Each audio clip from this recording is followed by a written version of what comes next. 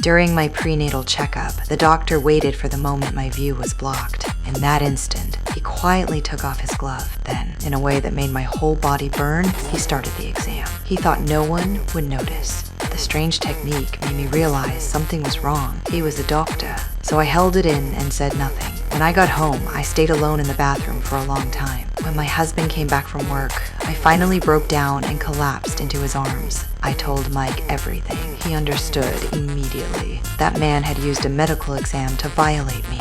Mike decided to sue. He said if we stayed silent, more pregnant women would be harmed. The case quickly became news. More and more women came forward, exposing what that doctor had done. Under public pressure, the man took his own life. When Mike saw it in the paper, he thought it was finally over. But we didn't know the nightmare was only beginning. Not long after, I gave birth to a baby boy. For a while, our life felt happy, like nothing had ever happened, until one day, I suddenly suggested building a sunroom. Mike agreed. But because work kept him busy, he suggested hiring a nanny. Soon, a young woman named Peyton came to apply. She was young, pretty, well-dressed. I felt uneasy for no clear reason. I started to question her real intentions. To ease my concern, Peyton explained on her own. She said she had just lost a child and could never have another, so she wanted to be a nanny, to fulfill her need to be a mother in another way. During the conversation, she noticed my earring had fallen to the floor. She said nothing. Just then,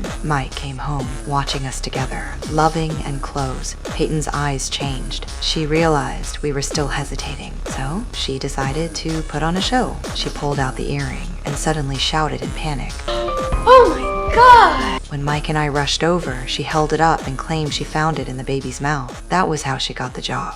Early the next morning, Peyton moved in. She brought a string of wind chimes. She said the sound helped soothe babies. I didn't refuse, but late that night, she quietly entered the nursery. In her hands, she gripped a pillow tightly. Her gaze was cold, locked onto the baby in the crib. The next second, she suddenly pressed the pillow down.